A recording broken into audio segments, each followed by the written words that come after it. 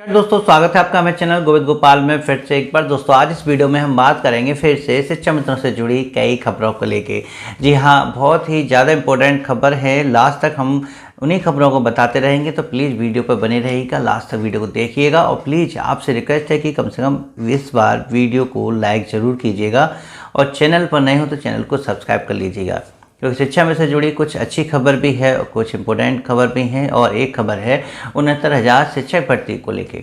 जैसे आप जानते हैं कि सुप्रीम कोर्ट में केस चल रहा है 69,000 शिक्षक भर्ती को लेके, तो वो आज सुना जाना था, लेकिन समय अभाव की वजह से शायद वो केस नहीं सुना गया और अब उसकी डेट 19 नवंबर लगा दी गई है। भले ही इसमें ये कहा जा रहा हो कि समय अभाव की वजह से ये केस नहीं सुना गया है, लेकिन कहीं ना कुछ लापरवाही रही है, क्योंकि इस केस की जल्दी हियरिंग की शायद जल्दबाजी किसी को भी नहीं है। खासकर उन लोगों को तो बिल्कुल भी नहीं है जो 69,000 शिक्षक भर्ती में पहले से ही सिलेक्टेड हैं, जॉब कर रहे हैं, वेतन ले रहे हैं। शायद उनको तो इस केस की डेट मिलना अच्छी खबर है। और सरकार को भी अपनी इस भर्ती को लेके सुप्रीम कोर्ट से कोई फैसला है उसको लेके भी जल्दबाजी नहीं करनी है। तो बात रह गई केवल उन लोगों की जिन्होंने आरक्षण को लेके कोई मुद्दा उठाया, आवाज़ उठाई और वो बात सुप्रीम कोर्ट तक पहुंची। उनको जल्दी है कि जल्द से जल्द सुप्रीम कोर्ट भी उनको न्याय दे दे। बाकी 69,000 शिक्षक भर्ती को हटाकर अगर हम बात करें शिक्षा मित्रों को लेके, तो एक अपडेट है गुड्डू सिंह की तरफ से, जो शिक्षक शिक्षा मित्र उत्थान समिति के प्रदेश अध्यक्ष हैं। जी हाँ, उन्होंने अपने फेसबुक पेज के माध्यम से एक अपडेट दी कि वो अब सरकार से दो हाथ करने जा रहे हैं। यानी उन्होंने अब आंदोलन की राह पकड़ी है, लेकिन उसका समय तय कर रखा है। उन्होंने अपने सभी टेट सीटेट पास शिक्षा मित्र उत्थान समिति के जितने भी जिला अध्यक्ष, ब्लॉक अध्यक्ष, मंत्री जी जो भी हैं, सभी को ये बात कह दी है कि 1 दिसंबर को लखनऊ में बैठक में आप सभी को आना है। 1 दिसंबर को लखनऊ में बैठक होगी, उसके लिए अभी से रिजर्वेशन करा लो, कोई भी बहाना नहीं चलेगा, सबका आना अनिवार्य है। बहुत इम्पोर्टेंट बैठक है ये। और इस 1 दिसंबर दिन रविवार को जो बैठक होगी, इसमें गुड्डू सिंह ये तय करेंगे कि सरकार से अपनी बात कैसे मनवाएं। उनका कहना है कि शिक्षा मित्र जो टेट पास है वो शिक्षक की सारी योग्यताएं रखता है, इसलिए उसे शिक्षक का दर्जा प्राप्त होना चाहिए। इसलिए सरकार कैसे भी करे, चाहे वो उत्तराखंड मॉडल अपनाए, चाहे किसी राज्य का भी मॉडल अपनाए, लेकिन शिक्षा मित्र जो टेट पास हैं, शिक्षक के समान दर्जा और वेतन मिलना चाहिए। उनके पिछले 6 साल के संघर्ष में कहते हैं कि शायद अब परिणाम उन्हें लग रहा है कि मिल सकता है, इसलिए वो अब इस बात को और तेज़ गति लाने के लिए ये सब कार्यक्रम कर रहे हैं। उनका कहना है कि इस बैठक में उस धरने की रूपरेखा तैयार की जाएगी जो 3 जनवरी से शुरू होगा। जी हाँ, 3 जनवरी उन्होंने डेट दे दी है। 3 जनवरी से लखनऊ की ज़मीन पर अनवरत धरना चलेगा टेट पास शिक्षा मित्रों का, जब तक उनको उत्तराखंड मॉडल की तरह स्थायी ना कर दिया जाए, उनको शिक्षक ना बना दिया जाए। तो आपको क्या लगता है कि इस समय जहां शिक्षा मित्र उम्मीद कर रहे हैं कि उन्हें 25 नवंबर के बाद शायद मानदेय वृद्धि का तोहफा मिल सकता है, वहीं 40 से 50,000 शिक्षा मित्र लगभग शायद जो भी टेट पास होंगे इस समय, वो उम्मीद करेंगे 3 जनवरी से कि हमें शिक्षक के समान दर्जा दिया जाए। गुड्डू सिंह जी का ये फैसला आपकी नज़र में कितना सही है, नीचे कमेंट करके ज़रूर बताइएगा। अब हम इससे रिलेटेड एक छोटी सी अपडेट भी है, वो भी हम आपको बताना चाहेंगे कि अभी बिल्कुल लेटेस्ट 13 नवंबर की ये अपडेट हमें मिली है भारत समाचार के ट्विटर अकाउंट से कि लखनऊ में सभी प्रकार के धरनाओं पर रोक लगा दी गई है। BNS की धारा 163 लगा दी गई है, जिसके अंतर्गत वहाँ अब कोई धरना प्रदर्शन नहीं होगा।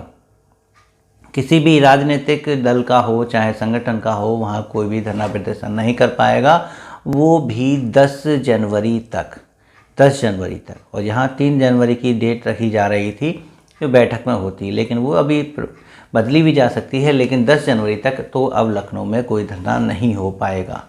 तो गुड्डू सिंह को इस बैठक में जो है इन चीज़ों का ध्यान रखना होगा और वो इसके बाद की डेट रख सकते हैं। लखनऊ में ये क्यों लगा है कि शायद आप जानते ही हैं कि UPPSC की एग्ज़ाम के चक्कर में वहाँ पर काफ़ी बड़ा आंदोलन हो रहा है। युवा जो लोग हैं इस परीक्षा की 2 पारियों के चक्कर में धरना प्रदर्शन कर रहे हैं, तो शायद उसी की वजह से धारा वगैरह लगी है। अब इसका प्रभाव गुड्डू सिंह की इस बैठक पर पड़ेगा।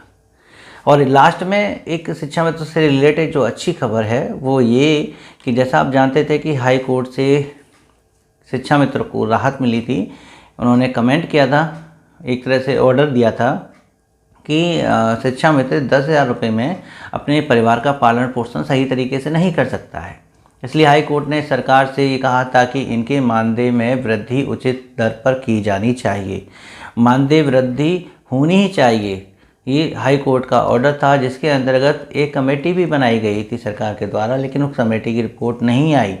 वो कमेटी की रिपोर्ट तो अलग गई, फिर बाद में बेसिक शिक्षा मंत्री जी की बैठक से मामला अलग गया है, लेकिन उस कमेटी की रिपोर्ट में क्या था शिक्षा मित्रों के लिए वो अभी तक किसी के सामने नहीं आया। क्या मानदेय वृद्धि हुई है या होगी तो कितनी होगी ये अभी तक किसी को नहीं पता चला, लेकिन कोर्ट शायद अब कल इसे पता करवा लेगी, क्योंकि कोर्ट ने आज की सुनवाई में साफ तौर पर कह दिया है कि कल 10 बजे तक यदि आपने ये नहीं बताया कि शिक्षा मित्रों के मानदेय में कितनी वृद्धि आप करने जा रहे हैं या कितनी कर दी है, तो मैं इसे कंटेम्प्ट ऑफ कोर्ट मानूंगा। हो सकता है इसके लिए आप जो जिम्मेदार अधिकारी हैं, पदाधिकारी हैं, उनको जेल भी जाना पड़े। तो ये बात कहें कि कंटेम्प्ट ऑफ कोर्ट में अगर ऐसा ऑर्डर होता है कि पदाधिकारियों को, सरकारी कर्मचारियों को, अधिकारियों को दिक्कत हो सकती है, तो कल इस डेफिनेटली इससे रिलेटेड कोई ना कोई परिणाम सामने आएगा। क्या स्टैंडिंग काउंसिल अपना जो है पक्ष रखेगी कोर्ट में, और सरकार क्या बताएगी कल स्पष्ट रूप से कि हम शिक्षा मित्रों के मानदेय वृद्धि इस प्रकार या इतना करने जा रहे हैं, ये कल को ही पता चलेगा। लेकिन एक बहुत ही टर्निंग पॉइंट है कि शिक्षा मित्रों को मानदेय वृद्धि का तोहफा मिलेगा, लेकिन क्या वो सरकार की मंशा से या कोर्ट के दबाव से। हमने अपने पिछले एक इंटरव्यू में बताया था, अमित कुमार जो यहाँ पर जिला महामंत्री हैं, उन्होंने कहा था कि हाँ मानदेय वृद्धि दिसंबर तक हो सकती है शिक्षा मित्रों की। क्यों? क्योंकि कोर्ट का मैटर है और कोर्ट इसको जो है हियरिंग में लेगा, और दिसंबर शायद लास्ट डेट थी उसकी, लेकिन उससे पहले ही ये सब चल रहा है। तो अच्छी बात है कि कोर्ट के द्वारा ही सही, सरकार अगर कोर्ट के निर्देशानुसार शिक्षा मित्रों का मानदेय वृद्धि करती है सही तरीके से, तो ये भी उनको एक अच्छी खबर है। और अंत में जाते जाते हम अपने कुछ व्यूअर्स के कमेंट के जवाब दे दें जो पुरानी पेंशन से रिलेटेड थे शिक्षा मित्रों के लिए। ऐसे शिक्षा मित्र जो किसी भी भर्ती में शिक्षक बने हैं, उनको पुरानी पेंशन मिल सकती है नहीं, इससे संबंधित हमने कुछ भी बातें अपनी पुरानी वीडियो में बताई थी।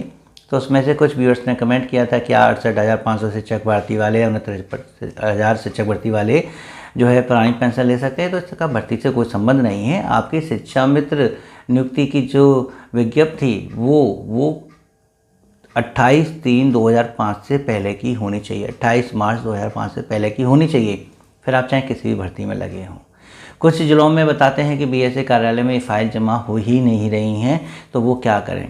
तो वहाँ बता दें कि क्योंकि आप वर्तमान में शिक्षक हैं, तो इसलिए आप शिक्षक संगठन पर दबाव डालें, क्योंकि आप उनको वोट भी करते होंगे अपने ब्लॉक अध्यक्ष को चुनने में और जिला अध्यक्ष को चुनने में। तो जाहिर सी बात है आप शिक्षक संगठन से मिलिए और अपनी फाइल बीएसए कार्यालय में जमा करवाइए, जिसके लिए जो जितने भी शिक्षक संगठन हैं वो प्रयास कर रहे हैं, क्योंकि शिक्षक इन बातों के लिए तो आपका साथ देंगे ही कि आपकी जो फाइल है बीएसए कार्यालय में जमा हो जाए।